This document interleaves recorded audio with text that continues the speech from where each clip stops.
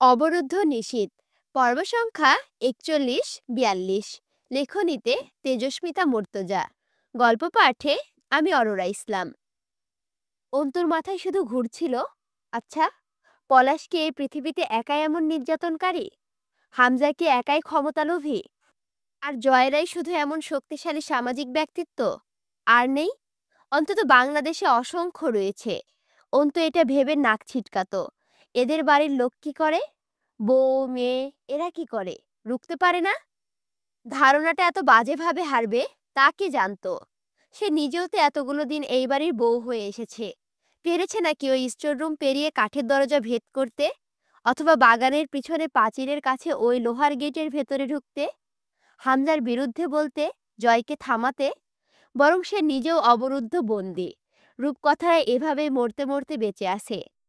আচ্ছা, এসব পুরুষদের সঙ্গীরা সবাই কি এমন শিকার, নাকি ব্যতিক্রম আছে? অন্তু রূপকথাকে বলেছিল, পলাশ ঘুমায় না, রান্নাঘরে বটি বা ছুরি থাকে না, হাতও তো আছে আপনার। রূপকথা হেসেছিল, কেবল পলাশের একটা মানসিক রোগের ব্যাপারে শুনলে। আর কত আছে, সে কি মানসিক রোগের ফ্যাক্টরি? স্বাভাবিক মানুষদের মতো ঘুম আসে না ওর, অর্থাৎ শরীরে স্বাভাবিকভাবে ঘুমিয়ে পড়ার হরমোন মেলাটোনিন ক্ষরণ হয় না দেহে। আর্টিফিশিয়ালি মেলাটোনিন পুশ করতে হয় দেহে, এরপর ঘুমাই, সেটাও নির্দিষ্ট ঘরে গিয়ে। আপনি ফেরাউনের ঘর করছেন রূপকথা। সিয়া বলে লজ্জিত করো না। মা আসিয়ার মতো ইমানি জোর নেই আমার, আর না আছে প্রতিবাদের ক্ষমতা। থেমে থেমে আরো অনেক কথাই হয়েছিল ওদের। হঠাৎই অন্তু নিষ্ঠুরের মতো জিজ্ঞেস করেছিল, আপনি এখানে এসব জানাতে এসেছেন আমায়? কি বাবদে? রূপকথা হেসে ফেলল। উকালতি রক্তে জড়িয়ে তোমার। না না, সন্দেহ ভালো, বিশ্বাস করার নয় কাউকে। শব্দটাকে ভীষণ সস্তা লাগে আজকাল। লাগারই কথা, এমনিতেও সচেতন তুমি। আরও হচ্ছে, পলাশের সাথে দেখা হওয়ার পর কতদিন কেটে গেছে তোমার? অন্তু অবাক হলো। রূপকথা সেটাও জানে। সে বলল, বেশ অনেক দিন। এরপর আর বের হওনি না? বিয়ের পর ভার্সিটিতে যেতে দেওয়া হয়নি। থার্ড ইয়ারের ক্লাস তো শুরু হয়েছে কদিন হলো। বন্দি জীবনযাপন করছি আপাতত। বের না হলেই ভালো, এজন্যই জানাতে এসেছিলাম। তোমার কোনো স্বার্থটার্থ নেই, বলতে পারো তোমার নিজের অর্জন। তোমার মতো মানুষদের এড়িয়ে চলা মুশকিল, বুঝলে? জয় আমিরকে জিজ্ঞেস করলে সে যদি বলে কখনো, তো বুঝবে এটা। আর পাঁচটা মেয়ের মতো নও যেমন তুমি, এটা খুব সহজেই ধরা পড়ে তোমার চোখের দিকে তাকালে। ব্যতিক্রমের সাথে মানুষের আচরণ ব্যতিক্রমী হয় সচরাচর। আমিও তাই করছি। সাবধানে থাকো। পলাশ তোমায় ছাড়বে না। জয় নামক ঢালে বাধা পড়ে আসো এই বাড়িতে। বাইরের জগৎ তোমার জন্য ভালো নয়। পলাশ ছাড়াও বহু লোক আছে জয়ের সাথে সম্পর্কিত হিসেবে তোমার ক্ষতি করার। অন্তু ভাবল, হয়তো মাঝার, নাকি আরও কেউ, বা কারা। অন্তু এটা বুঝলো, সে অনেকটাই ব্যাকআপ পেয়েছে জয়ের কাছে। অন্তুদের একটা বুড়ো হিন্দু স্যার ছিলেন। তিনি একবার বলেছিলেন, পেছন মেরে বালুর স্যাক দেওয়া বুঝিস রে তোরা? তখন বোঝিনি অত। আজকাল আমজাদ সাহেব সহ এত সব বুজুর্গ প্রবীণদের কথার মর্ম খুব গাঢ়ভাবে মনে পড়ে। জয় হলো সেই লোক, যে পেছন মেরে আবার বালুর স্যাক দিয়ে ব্যথা কমাতে আসে। অন্তুর হাসি পায় এইসব ভাবলে। বোঝা গেল, জয় ফিরতে দেরি হবে কদিন। অন্তু ভাবল, এই ফাঁকে বাড়ি থেকে ঘুরে এলে হয় না। ভাবি অসুস্থ, অন্তিক কি করছে না করছে, আম্মুকে দেখার ইচ্ছেটাও হচ্ছিল। অন্তুকে অবাক করে দিয়ে সকাল 11টার দিকে পটোয়ারি বাড়ির দরজায় অন্তিক এলো। অন্তু ভাবেনি এমনটা। স্মিত হাসি ছেলেটার মুখে, হাতে 2 প্যাকেট মিষ্টি, ছোট দুটো অসময়ের তরমুজ, ব্যাগে অনেক রকমের খাবার পাত্র। নিশ্চয়ই রাবেয়া কিছু বানিয়ে দিয়েছেন। অন্তুর অদ্ভুত লাগলো। অন্তিক ছোট বোনকে দেখতে এসেছে তার শ্বশুর বাড়ি, সাথে এনেছে কুটুম বাড়ি আসার ঐতিহ্য। এই হাসিটা অনেক দিন দেখা হয়নি অন্তিকের চোখে। সে খুব হালকা এবং খুশি যেন। অন্তু বুঝতে পারল না তার কি করা উচিত। আব্বুর কথা মনে পড়ছিল খুব। অন্তিকের সাথে আব্বু থাকতে পারতো না নাকি? বুকটা হু হু করে ওঠে তার। ভোলাই যায় না আব্বুকে। তবুও খোদা তালাই নিষ্ঠুরতা। রিমি খুব যত্ন করলো অন্তিকের। দুপুরে না খাইয়ে যেতে দিল না। এত সব কিছু আনার জন্য ধমকালো। অন্তুর কিছুই করতে হলো না। যা সব রিমি সামলাচ্ছিল, যেন সে নিজের ভাইকে আপ্যায়ন করছে। যাওয়ার সময় আচমকা অন্তিক বোনের হাতটা ধরল। অদ্ভুত গলায় বলল, ক্ষমা করিসনি না? ধরে রাখিনি। তুই এসেছিস, খুশি হয়েছি আমি। ভাবি ভালো আছে তো? আম্মু? অন্তিক একটা শপিং ব্যাগ ধরিয়ে দিল। এটা রাখ অন্তু। আমার নিজের রোজগারের টাকায় কেনা। সুদ বা অনৈতিকতা নেই একটুও। আমার খাটুনিরাই। ফুড বেভারেজ কোম্পানি ড্রাইভারের চাকরি পেয়েছি। অন্তু চেয়ে রইল অন্তিকের দিকে। কত বদলে গেছে অন্তিক। ঠিক সেই ৫-৭ বছরের আগের অন্তিক। অন্তিক চোখের দিকে তাকিয়ে জিজ্ঞেস করল, তুই ভালো আছিস অন্তু? ভালো নেই। স্লান হেসে চেয়ে থাকে অন্তু। অন্তিক হাসল। ভাগ্যের পরিহাস। জানি না তো। তুই বলতে পারিস কি ঘটেছে এইসব? দুই ভাই বোনের বিদায়ের ক্ষণটাও অদ্ভুত ছিল। অন্তিককে এগিয়ে দিতে গেল না অন্তু। অথচ যেই না সিঁড়ি বেয়ে নেমে গেল, অন্তু দৌড়ে সিঁড়িঘরের জানালা খুলে দাঁড়ায়। রাস্তায় দেখা যাচ্ছিল অন্তিককে হেঁটে এগিয়ে যাচ্ছে। যতদূর দেখা গেল চেয়ে রইল। পেছনে এসে দাঁড়ায় রিমি। সে কাল সারা রাত অন্তুর গল্প শুনেছে। দুপুরে গোসল করে পরল সেই পোশাকটা। সে বুঝল ভাবি বানিয়েছে জামাটা। মার্জিয়া টুকটাক ভালোই দর্জির কাজ জানে। বারবার আয়নার সামনে গিয়ে নিজেকে দেখছিল। বিয়ের পর বাপের বাড়ি থেকে আসা তোফা। রিমি মুগ্ধ চোখে চেয়ে থেকে বলল, খুব সুন্দর দেখাচ্ছে আপনাকে অন্তু। তো চমকালো। এ বাড়িতে কেউ তাকে অন্তু ডাকত না। হুমায়ুন পটোয়ারি শাহানাকে নিয়ে ফিরলেন বিকেলের দিকে। অন্তু সামনে গেল না। ওর মনে হচ্ছিল ও বমি করে ফেলবে, আর নয়তো হাত রক্তে ভিজে উঠবে। দিনে দুপুরে রক্তের হাত ধুতে নেই। তার হাত তো আর হামজার মতো দক্ষ নয়। তরু তুলির কাছে একা ছিল। রিমি সন্ধ্যার পর বেরিয়ে গেল ক্লিনিকের উদ্দেশ্যে। তরু একা একা সামলাতে পারবে না। সীমান্ত নিখোঁজ। এ নিয়ে চারিদিকে তোলপাড় চলছে। পুলিশ ফোর্স নিয়ে চারিদিকে খোঁজ চালাচ্ছে তারা। ঝন্টু সাহেব চেষ্টার ত্রুটি করছেন না। বোনের ছেলে গুম। প্রথম সন্দেহ পটোয়ারি বাড়ি তাদের। কিন্তু হাতে ক্ষমতা না থাকলে সন্দেহ ভোতা। হামজাকে কল করে জিজ্ঞাসাবাদ করা হয়েছিল। সে বলেছে তার কাছে এসেছিল ঠিকই, তবে চলে গিয়েছিল 10 মিনিট পরেই। এরপর আর দেখা হয়নি। সে মেয়র মানুষ। তাছাড়া দাপটটাই আলাদা। প্রশাসনের কর্মকর্তারা খুব বেশি জোর দিয়ে জিজ্ঞাসাবাদও করতে পারে না। অন্তু ঘরের দরজাটা ইশারা আজানের পরে আটকে দিল। তার মনে কিসের এক শঙ্কা জেগেছে। হুমায়ুন পটোয়ারির মুখটা খুব মনে পড়লেই বুকের ভিতর স্যাঁত করে উঠছে। শরীরে এক প্রকার শিহরণ টের পাচ্ছিল। রাতে খেতেও বের হলো না আর। শাহানা কতবার ডাকলেন, নামাজ পড়ে খেয়ে নেবে বলে কাটিয়ে দিল। এত বড় বাড়িতে ওরা 3 জন, তার মাঝে ও একা। গা শিরশির করছিল। বেডসাইড টেবিলের ওপরে পড়ে আছে জয়ের কাজু বাদামের পাত্রটা। সারা ঘরের দেওয়ালে অনেক ছোট বড় ছবি টাঙানো। ঘরের মধ্যে পায়চারি করতে করতে বারবার সেসবে চোখ পড়তেই অন্তরাত্মা পুড়ে উঠছিল। আখির লাশটা চোখে থেকে সরছে না। বহুদিন ভুলেছিল, তা তাজা হয়েছে। ত্বকের নিচে মাংসপেশিতে কেমন একটা অস্বস্তি বোধ হচ্ছিল, উত্তেজনায়। জয় যদি আখির শরীরে একটা ক্ষতর জন্য দায়ী হয়, অন্তু ওয়াদা করে ফেলল চট করে। এক কোপে ধর থেকে মাথাটা আলাদা করে ফেলবে সে জয়ের। আর হুমায়ুন পটোয়ারি, হামজা, পলাশ, এরা ওর নাগালের বাইরে। তাই বলে মাফ? রাত তখন 1টা বাজে। অন্তু তখনও উদাস পায়ে ঘরের মেঝেতে পায়চারি করছে। পা শিরশিরে অসহ্য উত্তেজনায়। রক্তে আগুন জ্বলছে। অথচ নারী মনে দ্বিধা। হুমায়ুন পটোয়ারিকে নিজের সন্দেহের ওপরেই এত ভয় লাগছিল। অন্য কেউ হলে হতো। মামা শ্বশুর মানুষ যদি নোংরা হাত অল্পও বাড়ায় তার দিকে। অন্তুর গাটা মৃগী রোগীর মতো কাঁপুনি দিয়ে ওঠে। নিস্তব্ধ অবরুদ্ধ রাত। ঘরের জানালা দরজা সব বন্ধ। তবুও অন্তুর মনে হচ্ছিল কেউ যেন ওই দরজা ভেঙে এসে তার দিকে হাত বাড়াবে। সে এই ভয়টা প্রথম অনুভব করেছিল পলাশের রুফটপে। জানালার বাইরে কেউ গুমড়ে উঠল না। অথচ অন্তু সজাগ হয়ে ওঠে। কোনো মানুষের চাপা ঘো ঘো আওয়াজ আসছে।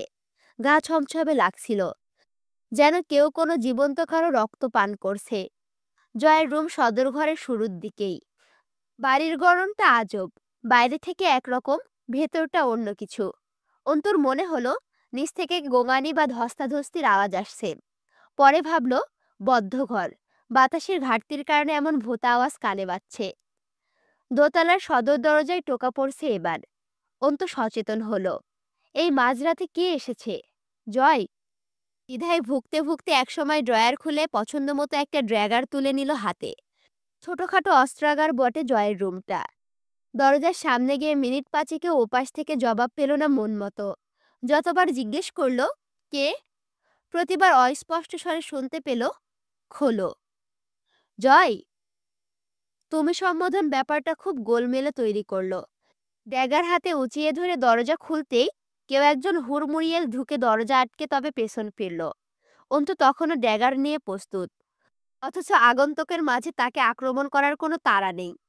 কিন্তু অবাক হলো, মুখটা কালো হাজি রুমালে বাঁধা, কালো জ্যাকেট, কালো প্যান্ট, হাইবুট জুতো পায়ে, হাতে কালো গ্লাভস।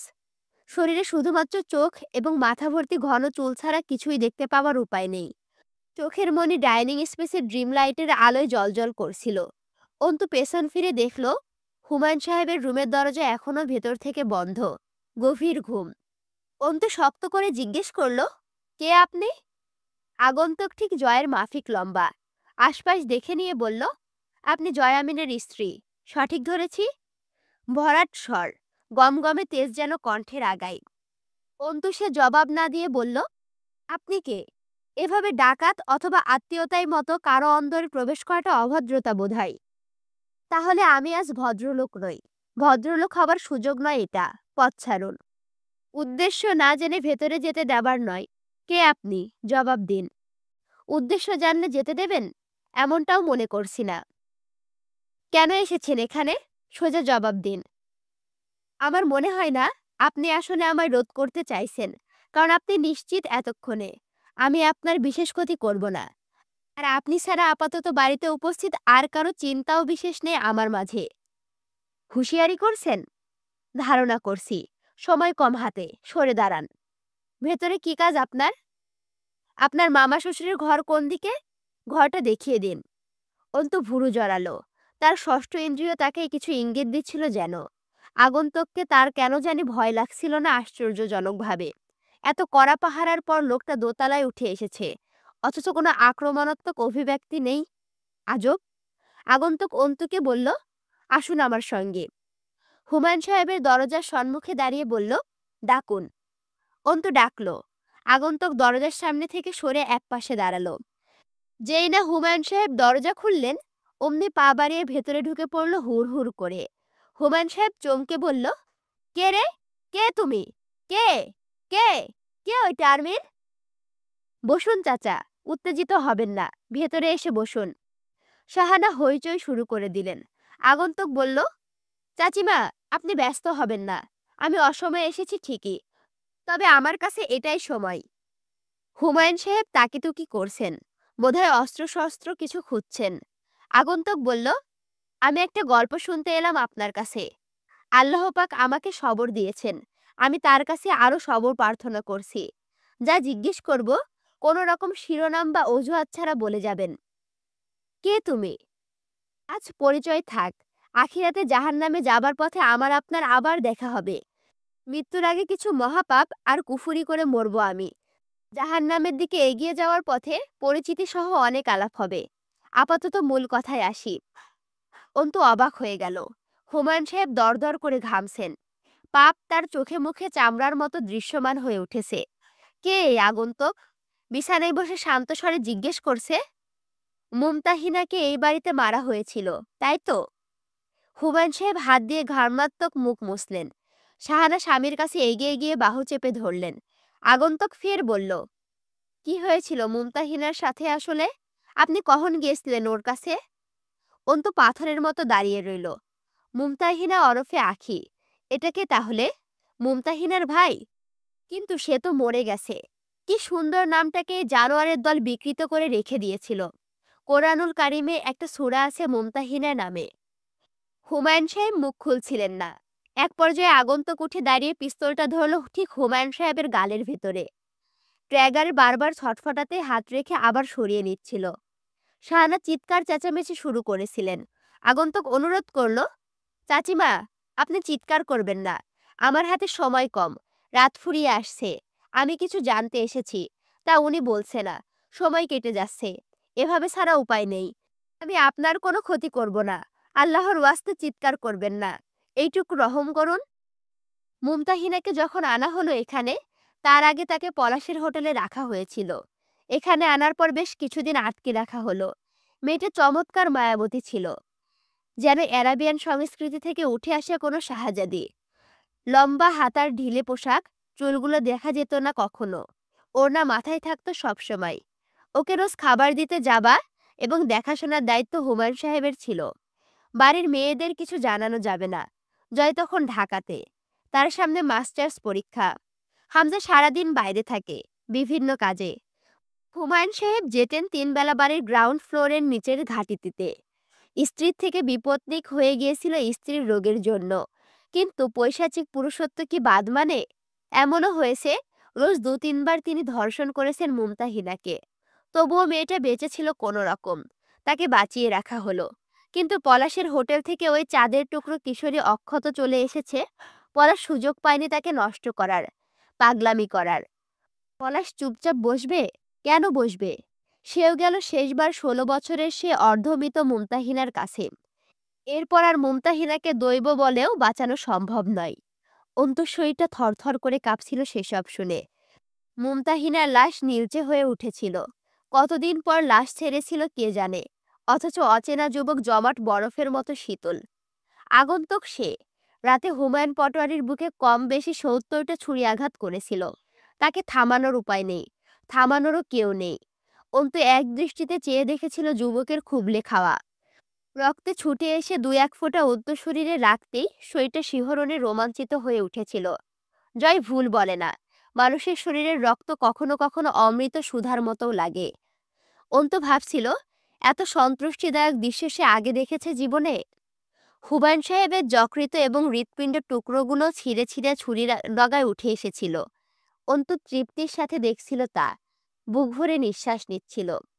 এসবের আগে শাহানা আর্তনাদ করে আগন্তুকের পায়ের কাছে এসে বসে পড়েছিল। বাপ, মানিস না বাপ, আমার নাকফুল খুলে নিস না তুই। আমি ওনারা খুশিতে রাখতে পারি নাই, যা করার তো করেই ফেলছে। আমার নাকফুল কেড়ে নিস না তুই, ছেড়ে দে, তোর দোহাই লাগে। ভাব তো, তোর মা যদি এমনে বলতো, পারতি পারতি কথা না রাখতে। ছেড়ে দে বাপ, মারিস না। আমার সুখ দুঃখের সাথী, আমার পাপ পুণ্যের সাথী। অন্তু এগিয়ে গিয়ে শাহানার ঘাড়ের কাছে বাঁ পা দিয়ে কষে একটা লাথি মেরেছিল। সারা ছিটকে পড়ে গেলেন, দমলেন না। আবার উঠে এসে যুবকের পায়ের কাছে বসে আহাজারি করতেই কাচের ফুলদানিটা তুলে অন্তু বিকট আওয়াজে শাহানার মাথায় আঘাত করে। কাচের ফুলদানি চুরমার হয়ে গেঁথে যায় শাহানার কপালে ও মাথায়। আগন্তুক ততক্ষণ বিমূর্ত চেয়েছিল, আক্রমণ করেনি, সরায়নি শাহানাকে, একটুও খারাপ খারাপ আচরণ করেনি, যেন শেখেইনি সেসব। কিন্তু অন্তুর সহ্য ক্ষমতায় আসেনি। শাহানার রক্তে হাত ভিজিয়ে একটা অদ্ভুত সুখ অনুভূতি হলো। সে করলো যে ঠোঁট দিয়ে মিনতি করছে শাহানা স্বামীকে বাঁচানোর, সেই ঠোঁট দুটো কেটে পশু দিয়ে খাওয়াতে। অনেক রকম হিংস্র ইচ্ছে জাগলো অন্তুর শাহানার জন্য। এ সকল নারীদের সৃষ্টিকর্তা নিশ্চয়ই পচা গুমাটিতে পরিণত হয় মাটি দিয়ে তৈরি করেছেন। এদের যে জঘন্য নারীও কি আছে আর এই সৃষ্টিকর্তার সুন্দর দেখতে দুনিয়াতে? নেই বোধহয়। এরা ময়লা, এরা নরকের ক্ষুধা মেটানোর খাবার। এজন্য বোধহয় বুজুগঞ্জেরা বলে গেছেন, সৃষ্টিকর্তা জুড়ি বেছেই মেলান, খারাপ লোকের বউ সচরাচর ভালো হয় না। আগন্তুক যখন থামলো, তখন পুরো ঘরটা একটা লাশ কাটা ঘরের চেয়েও কম লাগছিল না। ছুরির আঘাত হুমায়ুন পটোয়ারির পাঁজরের হাড়গুলো থেকে মেরুদণ্ড ছেদ করে বেরিয়েছিল। আগন্তুকের কালো জ্যাকেটটা লাল রক্তে ছিটে দৃশ্যমান না হলেও উন্মুক্ত চোখের পাতা ভুরুতে রক্তের চাপড়ি পড়েছিল। আগন্তুক চলে যাওয়ার সময় একবার অন্তুর দিকে তাকিয়েছিল। দুর্বোধ্য সেই দৃষ্টি বিনিময়। সন্তুষ্ট দুটো প্রাণ একে অপরের সুক্রিয়া জ্ঞাপন করল।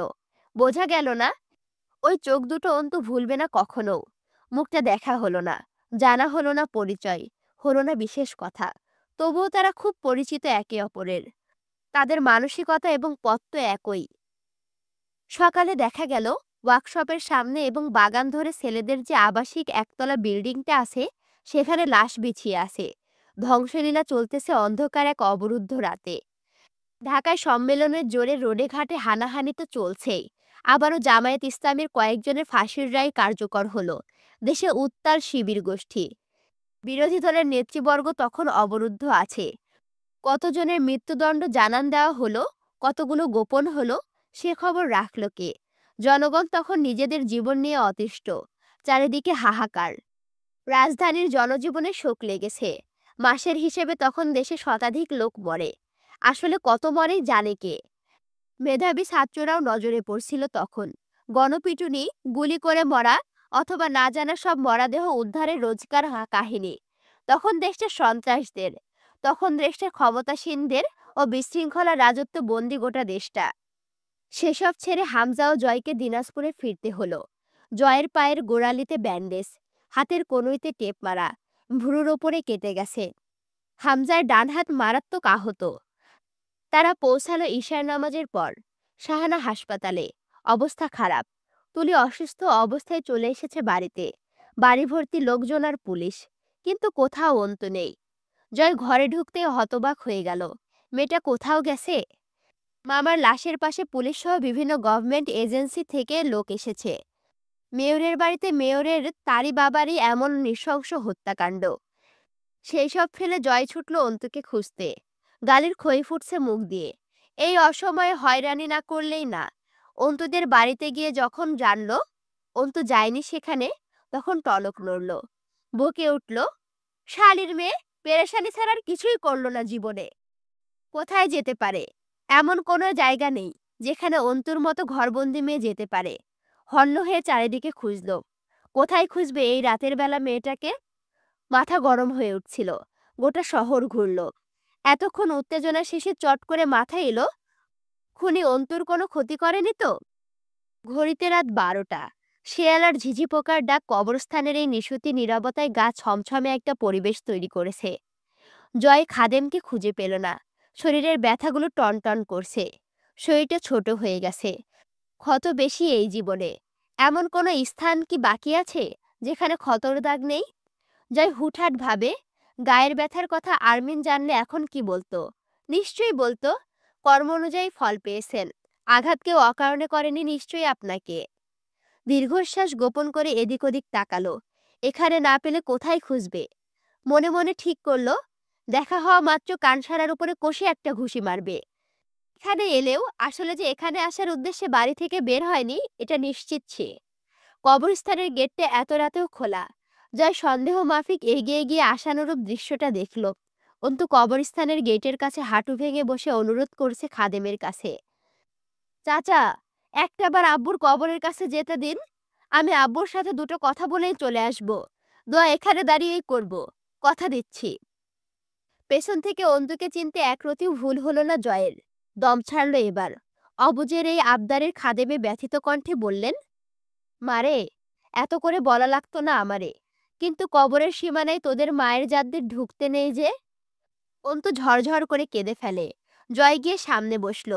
অন্তুর মানসিক অবস্থা দিন দিন বিগড়ে অপ্রকৃতস্থ হয়ে উঠেছে। সে উঠে দাঁড়িয়ে বলল, চাচা, আজ চলুন নীতি ভাঙি। আমি সাথে করে নিয়ে যাচ্ছি ওকে। 2 মিনিটেই ফিরব। খাদেমের নিষেধ শোনার লোক না জয়। অন্তু লুটিয়ে পড়ে বাচ্চা শিশুর মতো আমজাদ সাহেবের কবরের ওপর। হু হু করে কেঁদে ওঠে। জয়ের কানে খুব লাগছিল কান্নাটা। কি যে করুণ সেই স্বর, এই নির্জন রাতে বাপের কবরে পড়ে মেয়ের কান্না। নিয়ম মানে না মায়া, না মানে রীতি। অন্তুকে টেনে ওঠানো যাচ্ছিল না। জয় আপাতত ভুলে গেল সমস্ত হিংস্রতা যা এতক্ষণে অন্তুর উপরে জন্মেছিল। হাঁটু মুড়ে সামনে বসে বলল, আরমিন, রাত হয়েছে। কখন এসেছো এখানে? কোথাও গিয়েছিলে তুমি? কোথাও? তা এখন জানতে চাইলাম না। এমন একটা পরিস্থিতি, পারছি না টেনে একটা থাপ্পড় লাগাতে। আর কত জ্বালাবে আমায়? ওদিকে কিয়ামত হয়ে যাচ্ছে। চলো, আবার আনবো তোমায়। অন্তু হাত ছাড়িয়ে নিল। জয় বসে থাকে চুপচাপ। শরীরটা ব্যথা। কি যে দৌড়ঝাঁপ গেছে শরীরটার ওপর। দুজন মিলে দোয়া করলো কবরের পাশে দাঁড়িয়ে। জাভেদ আমিনের লাশ পাওয়া গেছিল না। জয়ের তা মনে পড়ল। এখানে তার লাশ থাকলে সেও কি আসতো জিয়ারত করতে? সে তো এসব শেখেইনি অন্তুর মতো। পাপী সে, তার প্রার্থনা রব কবুল করে? রোডে পলাশের বাহিনীর সাথে দেখা হলো। তাদের পায়তারার স্পষ্ট। আজ পারলে জয়কেও ছাড়বে না, পিষে রেখে যাবে। হামজার ভয় পাবে না আজ, অর্ডার আছে এমন। জয় মিটমাট করার চেষ্টা করলো, পারল না যখন পিস্তল বের করতে হলো। তাতেও ভয় পেত না বোধ করি, কিন্তু কিছু একটা ডিল, কিছু স্বার্থ। হুমায়ুন পটোয়ারির লাশ পচন ধরেছে, তবুও তদন্ত ফুরায়নি। হামজাকে বহুবার জিজ্ঞেস করা হলো, আপনার বাড়িতে কার এত বড় সাহস? এই বাড়িতে পাহারা ও নিরাপত্তা? বাড়িতে থই থই করছিল বিভিন্ন তদন্ত সংস্থার লোক। জয় হামজা চুপ। তাদের কাছে জবাব নেই, তবে ব্যাখ্যা আছে। বিশ্বব্যাংকেও ডাকাতি হয়, অর্থাৎ সেরকম ডাকাতও আছে। তবে হামজাদের বাড়ি খুব ক্ষমতায় ঘেরা, কিন্তু সেই ক্ষমতার সাথে টক্কর দিতে পারার লোকটাই তো হয় প্রতিদ্বন্দ্বী। আরে অবাক হবার কি? প্রতিদ্বন্দ্বী কি কখনো দুর্বল হয়? বাহিনী বিশাল ছিল, কিন্তু অন্তু বলল ওপারে শুধু একজন এসেছিল, নিচে ধস্তাধস্তি সে শুনেছে। এরপর আর জবাব নেই। জয় কোনো প্রশ্ন করল না। সে তার বউকে যেন মুখস্থ করে রেখেছে। সারাদিন আইনি কর্মকর্তাদের আনাগোনা। মেয়রকে টপকে অন্তুকে তারা প্রশ্ন করতে কমে সুযোগ পেল। তার ওপর অন্তু কথা বলছিল না। সে পারমাণবিক বোমার মতো। ওকে প্রশ্ন করতে দিলে ঢাকনা খুলে যাবে। মেয়র নামক ব্যাকআপটা অতটাও শক্ত নয়। সে ঝাপটাকে ঠেকাতে পারবে না। হামজা সচেতন। হামজার বাপ মরেছে, মা মৃত্যুশয্যায়, অথচ সে নির্লিপ্ত। তার কোনো হুটোপাটা নেই। মানুষ যখন অমানসিকতার উঁচু পর্যায়ে চলে যায়, দুনিয়ার পার্থিব মায়া ব্যাপারটা বুঝি ঘোলা হয়ে আসে। সময় পেয়ে জয় শান্ত স্বরে অন্তুকে জিজ্ঞেস করল, কোথায় গেছিলে? আব্বুর কবরখানা জিয়ারত করতে। জয় শান্ত চোখে তাকালো। আমি জয় আমির। বুঝে চুপ থাকা লোককে তুচ্ছজ্ঞান করতে নেই আরমিন। 27-এ জন্মাইনি আমি, পূর্ণ 10 মাস পেটে থেকে জন্মেছিলাম। আমি কোথায় গেছিলাম সেটা তেমন জরুরি কিছু না। তবুও যদি জানতে চান, আমার একটা শর্ত আছে। সুযোগ লুফে নেওয়া ভালো। কি শর্ত? আপনাদের ওই গোপন ঘরের চাবি কার কাছে আছে এটা জানতে চাই। গণ্ডির বাইরে মৃত্যু থাকে আরমিন, তা পার করো না। তবে মারতে আমার খুব বেশি কষ্ট হবে না। ঠিক আছে, তাহলে বাদ দিন। আমি কিছু জিজ্ঞেস করেছি। আমিও তো শর্ত দিলাম। চাবি চাচ্ছি না তো, শুধু জানতে চাইছি চাবি কোথায়। বিশেষ কিছুই নেই ওই ঘরে। তুমি কখনো যাওনি, তাই এত কৌতূহল। যা জিজ্ঞেস করছি জবাব দাও, নয়তো এক টানে কণ্ঠনালী ছিঁড়ে আনবো। ধৈর্য নেই আমার। অন্তু চুপ। জয় অধৈর্য হয়ে এগিয়ে আসতেই অন্তু চট করে হাতের কাছের লম্বা ভারী পারফিউমের কৌটা তুলে নিল। জয় হতবাক হয়ে যায়। অন্তু বলল, মৃত্যুটা বিষয় না, কিন্তু কারো ক্ষমতার দাপট দেখাটা অন্যায়। ক্ষমতার দাপট নিয়ে কাছে আসলে জান না নিয়ে ছাড়বো না। জয় বাউচি কেটে অন্তুর বাহুর নিচে হাত গলিয়ে সোজা অন্তুর চুলের মুঠি চেপে ধরল। মেয়েরা কাত এই এক জায়গায়। হাত শীতল হয়ে কাচের কৌটা কেড়ে নিয়ে ভেঙে ফেলল জয়। বলল, দুঃসাহস কতখানি তোর কলিজায় আরমিন। একদিন কলজেটা বের করে ওজন করে দেখব। আল্লাহ আপনার ইচ্ছা পূরণ করুন। কোথায় গেছিলে? চাবি কোথায়? কোথায় গেছিলে? চাবি? উচ্চারণ করতে পারে না অন্তু। একটা গাঢ় চুমু খেয়ে বসে জয়। অন্তু কষে দুটো আঘাত করলো বুকের ওপর। জয় নিরুদ্বেগ। লম্বা সময় পর অন্তুকে ছেড়ে বলল, এর চেয়ে খারাপ কিছু করি, তার আগে প্রশ্নের উত্তর দাও। যে লোকটা এসেছিল, ওর সাথে কি কথা হয়েছে তোমার? আমরা না থাকা অবস্থায় বাড়িতে কি কি হয়েছে? অনেক কিছু হয়েছে। লোকটার ব্যাপারে বলো, খুব দরকার আমার। বছরের পর বছর ধরে যাকে খুঁজছি সে বাড়িতে এসে ঘুরে গেছে। বল বল, কি জানিস ওর ব্যাপারে? সাহায্য কেন করেছিস? জয়কে অন্তর্যামী মনে হলো। কিছুই জানি না, কথা হয়নি। তবে আমি ওকে সাহায্য করেছিলাম আপনার মামাকে নরকে পাঠাতে। এ নিয়ে কোনো দ্বিধা তো নেই আপনার। এবার বলুন, চাবি কোথায় রাখা হয়? এত জেদ তোর? এত জেদ কেন তোর? এত সাহস কোথায় পাস বান্দির বাচ্চা? অন্তুকে বিছানায় ফেলে বুকের ওপরে উঠে বসল জয়। গলা চিপে ধরে অশ্রাব্য ভাষায় আরো দু একটা গালি দিয়ে বলল, তুই কি চাস? বাড়িটা জাহান্নাম হয়ে গেছে যেদিন থেকে এসেছিস। এত কিসের তেজ তোর? অন্তুর মুখে রক্ত জমে লালচে হয়ে উঠল মুখটা। শ্বাস আটকে গেছে। শরীরের শিরা লাল হয়ে উঠেছে। তবুও সামান্য উহ শব্দ করল না বা কোনো রকম দুর্বলতা প্রকাশ করল না। ছেড়ে দিয়ে হাঁপাতে লাগলো জয়। অন্তুকে আঘাত করা আর মূর্তি ভাঙা একই কথা। বিছানায় পা ঝুলিয়ে বসে ক্ষিপ্ত গলায় জিজ্ঞেস করল, খালি তোর চাবি চাই তাই না? অন্তু ছাদের দিকে তাকিয়ে রইল। জয় বলে উঠল, তোর পাশা যদি তুই দড়ি দিয়ে ছিঁড়ে কুত্তা দিয়ে মারা দিস, তাহলে আমি কতক্ষণ লাঠি নিয়ে বসে থাকবো? খাটের এক কোণায় মশানাশক অ্যারোসলের ভর্তি লোহার কৌটা রাখা থাকে। আকস্মিক অন্তু সেটা তুলে ঠিক জয়ের মুখ বরাবর ছুঁড়ে কষে মারল। থুতনিতে লাগতেই গাঢ় একটা জখম তৈরি হয়। জয় হাত সামনে এনে দেখল রক্ত ঝরছে থুতনি থেকে। অন্তু তাকিয়ে দেখছে তার মুখে তৃপ্তি। চোখ দুটো গম গম করছে জ্বলন্ত শিখার মতো। তোকে বসে থাকতে বলিনি তো। তোর ভালো মানুষ আমি তোর কাছে রাখ। তোকে কে বলেছে আমায় বাঁচাতে লাঠি নিয়ে বসে থাকতে? তুই যা করেছিস সে তুই ভুল করেই কর আর জেদ অথবা ক্ষমতায়। তা যদি আমি অন্তু কোনোদিন ভুলে যাই আমি এক বাপের সন্তান না, অথচ আমার বাপ একটাই, আমজাদ আলী প্রামাণিক। দুদিন বাদে শাহানা মারা গেলেন। সীমান্তের লাশ পাওয়া গেছে। প্রথম সন্দেহ হামজা পটোয়ারি। এবার আবার দুদল করে ইন্ট্রোগেশনে আসে। একদল ওর বাপ মায়ের জন্য আর একদল সীমান্তর জন্য। রোজ রাজধানী থেকে কল আসে। তদন্তকারীরা বাধ্য হয়ে চলে যায়। উপর মহলের কথা না শুনলে চলে বুঝি প্রশাসনের? পরিস্থিতি সবার জন্য কেয়ামতের সম। অন্তুকে পলাশ ছিঁড়ে খাবে। হামজা কি করবে তা বোঝা যাচ্ছে না। জয় কি করেছে তা ঘোলা ঘোলা। জয়ের পেছনে কত কেস ফাইলে জমা পড়ে আছে, এসব সন্দেহ তার ওপর হামজার সমান এসে পড়েছে। অথচ সে দিব্যি ঘুরছে, খাচ্ছে, ভার্সিটিতে যাচ্ছে, কার্যালয়ে বসছে, কবুতরকে দানা খাওয়াচ্ছে, অন্তুর সাথে সাথে সেধে সেধে ঝগড়া করছে। তার দিন যে ভালোই কাটছে, আজকাল খুব সিগারেট টানতে দেখা যায় না তাকে। হামজা বেশি দিন এভাবে টিকতে পারবে না, তা তার বাড়ির পিঁপড়ের দলও জানে। কতদিন তাকে প্রোটেক্ট করবে উপরমহল? যতদিন স্বার্থ আছে, পুরা না করতে পারলে তারাই হামজাকে উড়িয়ে দিতে দ্বিধা করবে নাকি? তার মাথার ওপর ফাঁসির দড়ি রঙ্গ করে নাচছে। তবুও পৌরসভার উন্নতি করে চলেছে সে। রাস্তাঘাট তৈরি করছে, সরকারি প্রাইমারি স্কুলগুলোতে বেঞ্চি বানিয়ে দিচ্ছে নতুন। সরকার যা বাজেট দিচ্ছে তা পুরোটাই সেসব কাজে লাগাচ্ছে না, সেটা আলাদা বিষয়। জন্ম নিবন্ধনের একটা সমস্যা কাগজ সাইন করাতেও 1000 টাকা নিচ্ছে।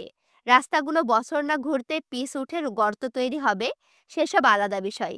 তবে সে শীতে কম্বল দেয়, গরমে টিউবওয়েল বসায়, ভাতার কার্ড দেয়। আর জয় ছাত্র সংসদ দেখছে। তবুও কেন যে বদনাম খড়ের গাদায় আগুনের মতো ধিক ধিক করে বাড়ছিল চারদিক। এটা রাজনীতিবিদদের অবিচ্ছেদ্য অংশ। বদনাম না হলে পলিটিক্স করা যায় না। এ বাড়িটা স্বাভাবিক না, বাড়িতে প্রতিটা ইটও অস্বাভাবিক। কাল এই বাড়িতে বাপ মায়ের শ্রাদ্ধের অনুষ্ঠান, গোটা এলাকার লোক খাবে। সে রাতে অন্তুকে ডাকা হলো।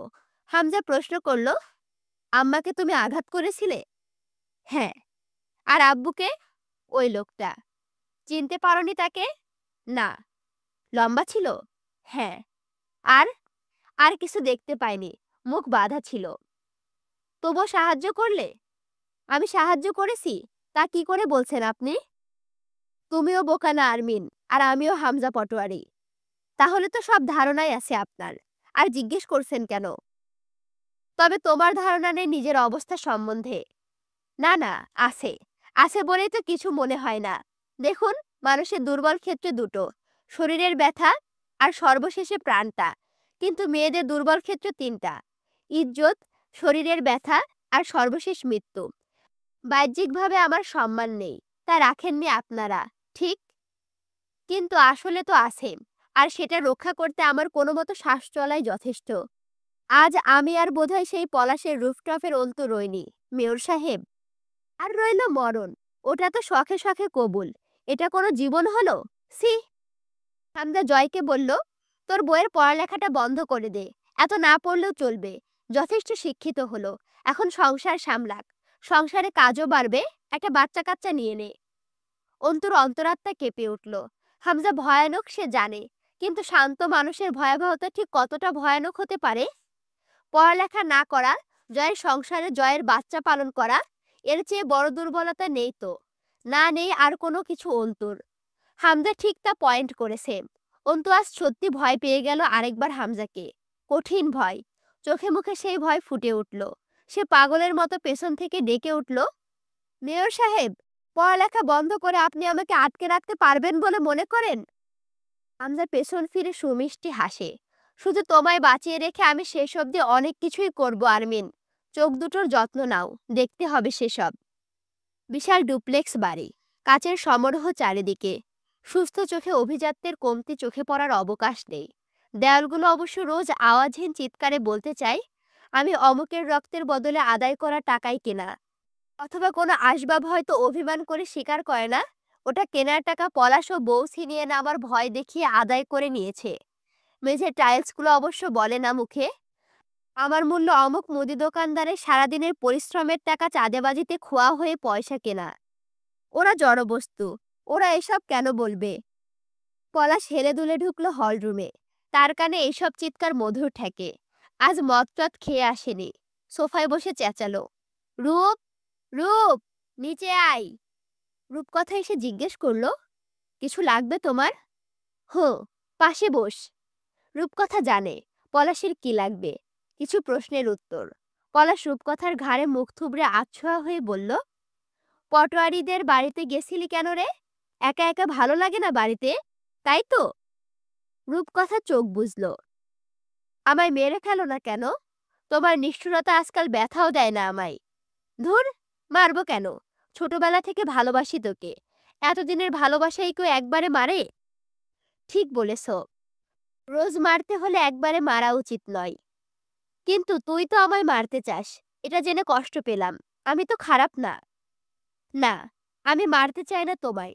কিন্তু তুমি যাদের ওপরে অন্যায় করো, তারা যদি তোমায় মারে, আমি তাদের বাধা দেওয়ার পাপটুকু করতে চাই না। পলাশ অবাক হওয়ার ভান করে বলল, এই সাহস কোথায় পেয়েছিস রূপ? আগে তো ছিল না। তুই বদলেছিস অনেক। পলাশের চুলের মাঝে হাত বুলাই রূপকথা। ব্যথার ওপর ব্যথা দিলে আর ব্যথা লাগে না।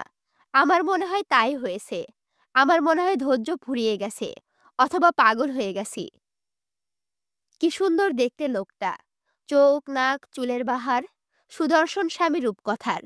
তার সাথে খুব মানায় পলাশকে। লোকটা হাসলে খুব সুন্দর দেখায়। নাকটা কুঁচকে চোখ দুটো ছোট হয়ে যায়। রূপকথা চুলে হাত বুলিয়ে দিল, অথচ মনে বিষ জেরে আছে। মানুষের মনের কথা শুনে কে বলে? মনকে লুকিয়ে উপরি রঙে নিজেকে রং দিয়ে বছরের পর বছর কেটে যায় এই দুনিয়ায়। তাদের সম্পর্কটা অবর্ণীয়। জয়ের বইয়ের দিকে তাকিয়েছিলি কিছুক্ষণ? চোখ দিয়ে কিছু একটা ইনপুট করেছে তোর ভেতরে। রূপকথা হাসল। ওকে তুমি ভয় পাও? না, ও আমাকে ভয় পায় না, এটার জন্য দুঃখ পাই আমি। ঠিকই, ভয়ানক মানুষদের যারা ভয় পায় না, তাদের চেয়ে ভয়ানক নেই। তুই কি ওদের মতো হতে চাচ্ছিস? সোজা হয়ে বসে রূপকথার পেট জড়িয়ে ধরে পলাশ। এই সুন্দর শরীরে হাজারো শুকনো ক্ষত। এবার রূপকথা পলাশের উত্তরে বলল, চাইলেই কি সম্ভব? আমি তো তোমার শিকার। 6 বছরের বিবাহ জীবনে মনুষ্যত্বহীন কুকুরে পরিণত হয়েছি। আমি নোংরা। আমি কেন ওর মতো হতে যাব? তুই প্রতিবাদ করছিস রূপ, আগে করতি না। না, করছি না। সে সাধ্যি আমার নেই। তবে আজকাল আশা রাখি খুব তাড়াতাড়ি মুক্ত হব আমি। না, হবি না। আমি এত দুর্বল না। গোড়া থেকে উপড়ে ফেলবো একদম সব কটাকে। তুই চিন্তা করিস না, তুই মুক্তি পাবি না। আবারও এক নরকীয় রাত। অনেকদিন পরেই। আজ মেয়ে আনেনি পলাশ। মানসিক বিশেষজ্ঞ একবার বলেছিলেন, অধিকাংশ সাইকো খুব লজিক্যাল এবং কুল হয়। বদমেজাজও। এক প্রকার সাইকোপ্যাথ, তবে সেটা হালকা, ভয়ানক নয়। কিন্তু যত শান্ত তত মারাত্মক। তবুও আজ রূপকথার সুখ সুখ লাগলো। সে কিসের যেন আশা করে আজকাল। কেন যেন মনে হয় এসবের দিন ঘনিয়ে আসছে। সব বদলাবে। এই অবরুদ্ধ রাত কাটবে। স্বপ্ন দেখাও এক প্রকার সুখ। জয় রোজ অন্তুকে অত্যাচার করে, বিভিন্ন প্রশ্ন করে। কোনো কাজ হয় না। মাঝে মধ্যে জয়কে সর্বজান্তা মনে হয়।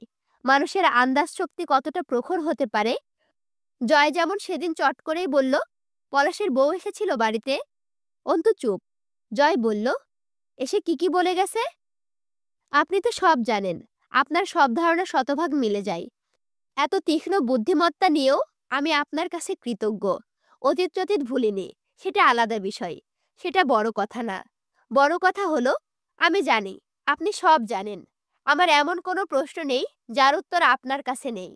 জিজ্ঞেস করলে বলবেন সেসব? নরম করে বলল অন্তু। না। অন্তু দীর্ঘশ্বাস ফেলে বলল, চলুন একটা ডিসকাস করা যাক। জয় কথা না বলে সিগারেট জ্বালিয়ে দেশলাই রেখে বলল, তুমি স্বার্থপর ঘরওয়ালি। নিঃসন্দেহে। মাথা দুলিয়ে হাসল অন্তু। জয় তাকাই। অন্তুর চোখে একটুও গ্লানি নেই। আত্মগরিমায় পরিপূর্ণ চোখ দুটো। যেখানে বারবার জয়ের মরণ হয়। জয় আজকাল গম্ভীর হয়ে পড়েছে। দুষ্টু সত্তার ঘাটতি দেখা দিয়েছে। সেসব ভেঙে আজ হেসে ফেলে গান গেয়ে উঠল, দুই নয়নে তোমায় দেখে নেশা কাটে না, দেখার আশা মেটে না। হাজার নয়ন দাও না আমায়, লক্ষ নয়ন দাও না এই হৃদয়ে। আর গাইল না।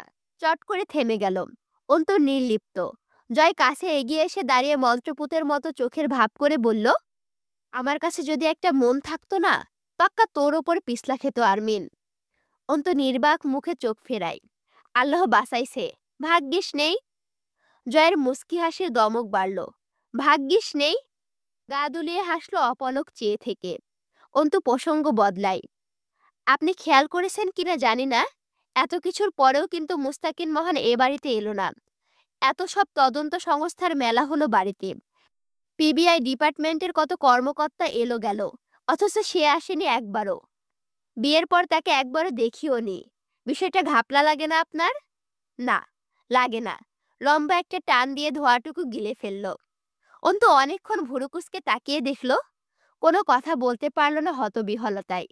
জয় জিনে আসর করা লোকের মতো গটগট করে বলল, তুমি সেদিন মুস্তাকিনের সাথে দেখা করতেই বের হয়েছিলে বাড়ি থেকে। তার বাড়িতে দেখলে, পিবিআই অফিসে দেখলে, কোথাও পেলে না। এরপর পলাশের ছেলেদের তারাও খেয়েছিলে রাস্তায়। এরপর আর কোথাও গেছিলে বলছো না? সেটা কোথায়? অন্তু হতবুদ্ধি হয়ে গেল। আপনার ঘরে জিন চালান করা আছে? সবটা আন্দাজ। এত নিখুঁত? জয় হাসল। তো গাল ভর্তি ধোয়া বাতাসে মিশল। হাসি চওড়া করে বলল, অভিজ্ঞতা বেশি আমার, বরাবরই তো বলি। তুমি এই যে ছুটছ কৌতূহলের পেছনে, একদিন তুমি আমার চেয়েও বেশি ভয়ানক হয়ে উঠবে ঘরওয়ালি। আমি বুঝি তোমাকে। আমিও বুঝি আপনাকে। আমি জানি, তাই তো দূরত্ব মেটে না। না মিটুক কখনো। জয় অন্তর দিকে চোখ তুলে অস্পষ্ট হাসে। না মিটুক। সকাল সকাল জয়ের ফোন বাজছে। অন্তু রান্নাঘর থেকে ছুটে এলো। অথচ জয় তখনও বেঘরে ঘুমাচ্ছে। উপুর হয়ে ঘুমায় জয়। অন্তু দুবার ডাকলো, জয়, জয় আমির, আপনার ফোন বাজছে। পরম খুন্তির শেক দিয়ে ঘুম ভাঙাতে হবে, নাকি মরে টরে গেলেন নাকি? না, জীবিত। চোখ খুলল জয়। ফোন হাতে নিয়ে স্ক্রিনে তাকিয়ে আবার ফিরিয়ে দিল অন্তুকে। তোমার ভাবি, কথা কও। ভুরু জড়ায় অন্তু। নাম্বার কোথায় পেলেন? সেদিন তোমায় খুঁজতে গিয়ে নিয়েছিলাম। মার্জিয়া কথা বলতে পারছিল না। কণ্ঠস্বর দিয়ে রীতিমতো ফুপড়িয়ে উঠছে। অন্তু স্পিকার লাউডে দিয়ে বলল, কি হয়েছে? কি হয়েছে ভাবি? তোমার ভাই, তোমার ভাইয়ের গাড়ি। অন্তু কারা জানে তোমার ভাইয়ের গাড়ি পিষে দিয়ে গেছে অন্তু। কেউ একজন কেড়ে নিল ফোন। ভালোভাবে বলল, অন্তু, তোমার ভাইয়ের নারী ভুড়ি সব রাস্তায় রাস্তায়। কোম্পানির গাড়ি ছানা বড়া হয়ে গেছে। আগুনে পুড়ে ছাই। অন্তি খণ্ড খণ্ড হয়ে গেছে অন্তু। জয় দীর্ঘশ্বাস ফেলে উঠে বসল। অন্তু মেঝের ওপর বসে পড়ার আগে হামজার শান্ত, জমাট বরফের মতো শীতল মুখটা ওর চোখের সামনে ভেসে উঠল। অন্তুর চোখ পরিষ্কার তো? না, ঘোলাটে জলে ভরে উঠেছে। হামজা চোখ পরিষ্কার রাখতে বলেছিল। এই যে জনগণ, কেমন আছো তোমরা সবাই? আমি ভালো নাই বুঝছো। ভিডিওতে এত কম রেসপন্স। একটা ভিডিওর পিছনে কম করে হলেও 2 থেকে 2.5 ঘন্টা সময় লাগে রেডি করতে। সেইখানে যদি তোমাদের রেসপন্স ওই 24টা লাইক হয় আর 20টা কমেন্ট হয়, তাহলে তার মনে করো ভিডিও ছাইড়ে কোনো লাভ নাই, তাই না? আমি তোমাদের জন্য নতুন করে 2টা উপন্যাস শুরু করছি বুঝছো। হৃদমায়ের প্রেম গাথা, তারপরে তোমার চিত্র চিরচৈত্র মাস। অবরুদ্ধ নিশীথে যদি রেসপন্স এমনই থাকে, তাহলে খুব শীঘ্রই হয়তো অবরুদ্ধ নিশীথ উপন্যাসটা ছাড়া বন্ধ করে দেব এবং এর বদলে তোমার হৃদমায়ের প্রেমগাথা আর চিত্রচির চৈত্র মাস উপন্যাসটি ছাড়া শুরু করব। এখন কি করব তোমরা বলো, তোমরা তোমাদের সিদ্ধান্ত জানাও। তোমরা যদি চাও অবরুদ্ধ নিশীথ উপন্যাসটা শেষ করতে, আমি কিন্তু সত্যিই খুব চাচ্ছি অবরুদ্ধ নিশীথ উপন্যাসটা শেষ করতে, কারণ অবরুদ্ধ নিশীথ উপন্যাসটা আমার খুবই পছন্দের উপন্যাস। কিন্তু ভিডিওতে যদি এত কম রেসপন্স থাকে, তাহলে তো ভিডিও ছাড়া বৃথা হয়ে যায় না? বেশি বেশি করে লাইক কমেন্ট শেয়ার করো এবং তোমরা তোমাদের মতামত জানাও। আর যদি এরকমই চলতে থাকে, তাহলে খুব শীঘ্রই হয়তো অবরুদ্ধ নিশীথ উপন্যাসটা ছাড়া বন্ধ করে দিয়ে এর বদলে হৃদমায়ের প্রেমগাথা, চিত্রচির চৈত্র মাস উপন্যাসটি ছাড়া শুরু হবে ইনশাআল্লাহ। আর এখনো যদি আমার চ্যানেলটি সাবস্ক্রাইব করে না থাকো, অবশ্যই চ্যানেলটি সাবস্ক্রাইব করে আমাদের পাশে থাকো। আল্লাহ হাফেজ।